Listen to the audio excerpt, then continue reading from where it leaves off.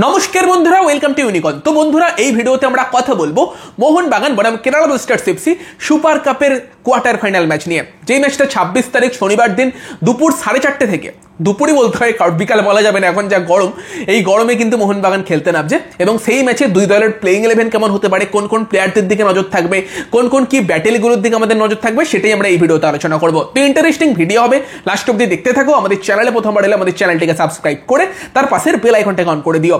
তো মোহনবাগান তাদের কিছুটা রিজার্ভ টিম নিয়ে এই টুর্নামেন্টে খেলতে চলেছে। উল্টো দিকে কেরালা ব্লাস্টার্স এফসি তারা ইস্টবেঙ্গলকে রীতিমতো একটা ভালোভাবে হারিয়ে এসেছে। মার্জিনটা 2-0 হলেও খেলার যা কোয়ালিটি ছিল সেখানে 3-0, 4-0, 5-0, 6-0 যে কোনো কিছু হতে পারত।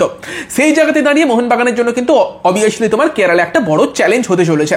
মোহনবাগানের কথা বললে মেনলি মোহনবাগান রিজার্ভ টিমের প্লেয়ারদের নিয়ে যাবে, তবে তার পাশাপাশি সাহাল আব্দুল সামাদ, আশিক কুরুনিয়ান বা দীপক তাংড়ি তাদের মতো যেমন কিছুটা অভিজ্ঞ ভারতীয় ফুটবলারদেরও আমরা দেখতে পাবো। তার পাশাপাশি আইএসএল খেলা অভিষেক সূর্যবংশী বা তোমার সুহেল ভাট, দীপেন্দু বিশ্বাসের মতো মানে ইয়ং প্লেয়ার বাট যাদের আইএসএল এক্সপিরিয়েন্স আছে সেই টাইপের প্লেয়ারদেরও দেখতে পাবো, সঙ্গে বিদেশি হিসেবে নুনো রেসকেও আমরা দেখতে পাবো। ফলে মোহনবাগানের দলটা নিয়ে কথা বললে মোহনবাগান হয়তো 4-2-3-1 টাইপের একটা ফরমেশন নিয়ে এই টুর্নামেন্টে যেতে পারে। যদি আমরা ফার্স্টে মোহনবাগানের প্লেইং 11 নিয়ে আলোচনা করি, আই থিঙ্ক মোহনবাগান হয়তো অ্যাজ এ গোলকিপার ধীরাজ সিংকে দিয়ে স্টার্ট করাতে পারে। যার ডিফেন্সের কথা বললে সেখানে মেবি সেন্টার ব্যাক হিসেবে কিন্তু নুনো রেইস এবং দীপেন্দু বিশ্বাস, সেটা কিন্তু মোহনবাগানের সেন্টার ব্যাক জুটি হতে পারে। আর এই সেন্টার ব্যাক জুটিটা কিন্তু খারাপ নয়, মানে দীপেন্দু আইএসএলও ভালো করেছে, নুনো রেইস আইএসএল হয়তো সুযোগ পায়নি, বাট বড় কোয়ালিটির ডিফেন্ডার। হ্যাঁ, কি ছন্দে আছে সেটা দেখা একটা ইন্টারেস্টিং ব্যাপার হবে, কারণ প্রথম কম্পিটিটিভ ম্যাচ এই মরশুমে খেলতে চলেছে। বাট নুনো রেইস, দীপেন্দু বিশ্বাস এমনি ওভারঅল দেখতে গেলে কিন্তু খারাপ সেন্টার ব্যাক জুটি না।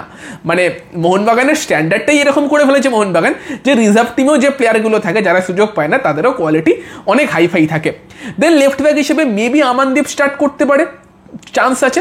রাইট ব্যাকে আমরা কিন্তু সৌরভ ভানুয়ালাকে দেখতে পেতে পারি। তো সেখানে পসিবিলিটি কিন্তু এটাই আছে যে ডিফেন্স লাইন কিন্তু এইরকম হতে পারে। দেন যদি আমরা মিডফিল্ডের কথা বলি, সেখানে কিন্তু সেন্ট্রাল ডিফেন্সিভ মিডফিল্ড রোলে আমরা মেনলি দেখতে পেতে পারি ক্যাপ্টেন দীপক তাংড়িকে। তো দীপক তাংড়ি সেই জায়গা থেকে অপারেট করতে পারে। দীপক তাংড়ির পাশে অভিষেক সূর্যবংশীকে কিন্তু দেখা যেতে পারে। গ্ল্যান মার্টিন্স কি এখানেও চান্স পাবে না? চান্স দিতে পারছে না অ্যাকচুয়ালি।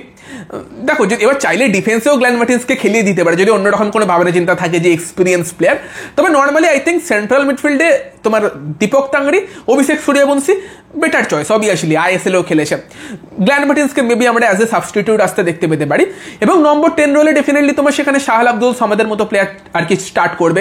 সে ওই জায়গাটা সব থেকে বেস্ট চয়েস এই টিমটায়। তো সেখানে তাংড়ি, অভিষেক সূর্যবংশী, সাহাল, এটাও কিন্তু যথেষ্ট ভালো একটা মিডফিল্ড, কোয়ালিটি মিডফিল্ড কিন্তু মোহনবাগান নিয়ে নামবে। ইন্ডিয়ান মিডফিল্ড বাট কোয়ালিটি আছে। দেন যদি আমরা অ্যাটাকের কথা বলি, সেখানে আমরা আর কি বাঁদিকের উইং দিয়ে দেখতে পেতে পারি আশিক কুরুনিয়ানকে। নম্বর 9 হয়তো সুহেল ভাট স্টার্ট করবে, তার স্টার্ট করার সম্ভাবনাই বেশি। রাইট উইংয়ে আই থিঙ্ক সালাউদ্দিন অথবা টাইসনের মধ্যে কেউ স্টার্ট করতে পারে। দুজনই কোয়ালিটি প্লেয়ার, কোচের যাকে পছন্দ তাকে খেলাবে, কোচ বাস্তব রয় কাকে খেলায় সেই দিকে নজর থাকবে। বাকি তোমরা জানিও যে তোমাদের কি মনে হয় মোহনবাগানের প্লেইং 11 কেমন হওয়া উচিত, তোমরা কোনো চেঞ্জ দেখতে চাও কিনা বা অন্য কোনো ইয়ং স্টারকে দেখতে চাও কিনা এই টিমে কমেন্টে জানিও। উল্টো দিকে কেরালা ব্লাস্টার্স এফসি দলটাকে নিয়ে কথা বললে, এই দলটা আগের দিন ইস্টবেঙ্গলের এগেনস্টে খুব ভালো খেলেছে। নর্মালি কেরালা যেরকম দল নিয়ে নেমেছিল, তাদের গোলে ছিল সচিন সুরেশ, ডিফেন্সে ছিল নাওচে সিং, বিকাশ ইউমনাম, হরমিপাম এবং তার সঙ্গে মিলোস ট্রিঙ্কিচ। আর সেই ডিফেন্সের সামনে সিল্ড হিসেবে ছিল কিন্তু দুশান লাগাতোর, এবং তার পাশে খেলছিল ড্যানিস ফারুক, আরও একজন মিডফিল্ডার ছিল ভিভিন মোহনন। আর তার সঙ্গে কিন্তু অ্যাটাকারদের কথা বললে সেখানে নোয়া সাদোই, জেসেস জিমনেজ এবং আদ্রিয়ান লুনা। বাকি মোহনবাগানের এগেনস্টেও হয়তো সেম টাইপের লাইন আপ কিছুটা কেরালা ব্লাস্টার্স এফসি থাকবে, তবে আদ্রিয়ান লুনাকে নিয়ে প্রশ্ন থাকছে। তো মেন ব্যাপারটা হচ্ছে যে কেরালার কোচ কিন্তু জানিয়েছে সম্ভবত যে আদ্রিয়ান লুনা মোহনবাগান ম্যাচের জন্য অ্যাভেলেবেল আছে, বাট ম্যাচের আগের দিনের প্র্যাকটিসেও কিন্তু আদ্রিয়ান লুনা উপস্থিত ছিল না। ফলে লুনা থাকছে কি থাকছে না সেটা একটা প্রশ্নের জায়গা। লুনা না থাকলে মেবি তারা কমে পেপরাকে দিয়েও স্টার্ট করাতে পারে। 4-3-3 চলে যেতে পারে, যেখানে জেসেস জিমনেজকে নম্বর 9 খেলিয়ে তোমার কোয়ামে পেপরাকে কিছুটা উইংয়ের দিকে ঠেলে দিতে পারে। আর নোয়া তো এমনি উইং থেকে অপারেট করতেই পছন্দ করে। আগের দিন নোয়াকে আমরা ডান দিকের উইং থেকে অপারেট করতে দেখেছিলাম এবং যথেষ্ট ডেঞ্জার হয়েছিল বেশিরভাগ সময়টাতেই।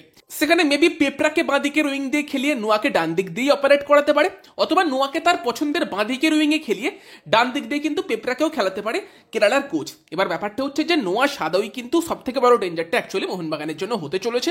আগের দিন যেরকম ছন্দে সে খেলছিল, ব্যাপারটা হচ্ছে যে আমরা উইং ব্যাকেদের কথা বললে একদিকে হয়তো আমানদীপ খেলতে পারে, একদিকে সৌরভ ভানুয়ালা খেলতে পারে, যারা অতটা এক্সপিরিয়েন্স না। ফলে সেই জায়গাটা কিন্তু মোহনবাগানের সব থেকে বেশি ভালনারেবল হতে পারে।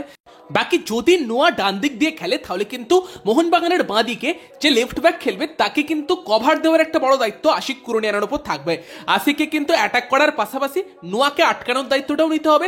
তবে নোয়া যদি বাঁ দিক দিয়ে খেলে মোহনবাগানের একটু চাপ হতে পারে, তবে রাইট উইংয়ে যেই খেলুক না কেন তাকেও সেটা করতে হবে, রাইট ব্যাককে কভার করতে হবে। মিডফিল্ড থেকে হয়তো কখনো দীপক তাংড়ে বা কখনো অভিষেক সূর্যবংশীকে এসেও সেই দিকটাই কভার দিতে হবে। তো সেখানে এবার মোহনবাগানের জন্য বলতে গেলে দেখো, যদি ইন্ডিয়ান ভার্সেস ইন্ডিয়ান ম্যাচ হতো কেরালার সঙ্গে মোহনবাগানের ইন্ডিয়ান প্লেয়ারদের নিয়ে, সেখানে আমি বলতাম যে মোহনবাগানের জেতার চান্সও আছে। বাট ফরেনারদের এগেনস্টে একটুখানি টাফ হবে মোহনবাগানের জন্য ব্যাপারটা। ডিফেন্সের উপরই সবকিছু থাকবে। যদি মোহনবাগান ডিফেন্স ভালো করতে পারে বলা যায় না কি হবে না হবে। তবে একটা ব্যাপার কি, মোহনবাগান অ্যাজ এ নম্বর 9 সুহেল ভাটকে খেলাবে, এবং আমি পার্সোনালি সুহেল ভাটকে খুব হাইলি রেট করি। আমার মনে হয় ফিউচারে ভারতের জাতীয় দলের স্ট্রাইকার হওয়ার মতো এবিলিটি তার মধ্যে আছে। কিন্তু at the end of the day আমরা জানি যে যারা ভারতীয় অ্যাটাকার হয় তাদের একটুখানি সেই তোমার ফিনিশিংয়ের প্রবলেমটা হয়, এবং একদম আপফ্রন্টে গিয়ে ঠিক ডিসিশন মেকিংয়ের প্রবলেম বা ফিনিশ করার প্রবলেম কিছুটা আমরা দেখি। সেই জায়গাতে বিদেশিরা অনেক ভালো ফিনিশিং করতে পারে, এবং মোহনবাগান গোটা মরশুম জুড়েই ম্যাকলারেন কখনো কামিংসের মতো বিদেশি সার্ভিস পেয়েছে, কিন্তু সেখানেই এবার একটু সুপার কাপে সেটা বড় সমস্যার জায়গা। তবে সুহেল ভাটের কাছে অপরচুনিটি, যদি এই টাইপের জায়গাতে সে নিজেকে প্রমাণ করতে পারে, গোল করতে পারে, তবেই সে কিন্তু কোচেদের নজরে আসবে এবং সেখানে সিনিয়র টিমও সুযোগ পাবে সে। তো সেটা কিন্তু সুহেল ভাটের কাছে অপরচুনিটি কিন্তু অনেক প্লেয়ারের কাছে। দেখো, একটা ম্যাচেই কিন্তু টুর্নামেন্ট শেষ হয়ে যেতে পারে। সোজা কথা সোজাভাবে বলতে গেলে মোহনবাগানের এই টিমটার থেকে কেরালা ব্লাস্টার্স এফসি টিমটার কোয়ালিটি বেটার থাকবে, কারণ ইন্ডিয়ান প্লেয়ারদের মধ্যে 19-20 ডিফারেন্স হলেও ফরেনারদের মধ্যে কিন্তু কোয়ালিটির ডিফারেন্স আছে, এবং সেখানে কেরালার কাছে কোয়ালিটি ফরেনার আছে। বিশেষ করে নোয়া সাদোই, কোয়ামে পেপ্রা, জেসাস জিমনেজের মধ্যে যথেষ্ট কোয়ালিটি আছে। তাদের এগেনস্টে সারভাইভ করাটা টাফ। এই ম্যাচটাই কেরালা ফেভারিট, এবং সেখানে হতে পারে যে মোহনবাগানের সুপার কাপ একটা ম্যাচেই শেষ হয়ে যেতে পারে, সুপার কাপ অভিযান। এবং মোহনবাগান অতটা ইন্টারেস্টও দেখায়নি সুপার কাপ জেতা নিয়ে, যেটা আমরা দেখতেই পাচ্ছি, নয়তো সিনিয়র টিমের প্লেয়াররা থাকতো। কিন্তু একটা ব্যাপার কি, যে এটাও হতে পারতো সিনিয়র টিমের প্লেয়ারদের মধ্যে হয়তো মোটিভেশনের কিছুটা অভাব থাকতে পারতো আইএসএল শিল্ড আর আইএসএল কাপ জেতার পর। বাট এই যে জুনিয়র প্লেয়ারগুলো খেলবে, এরা কিন্তু জানে যে একটাই সুযোগ, ইমপ্রেস করতে হবে।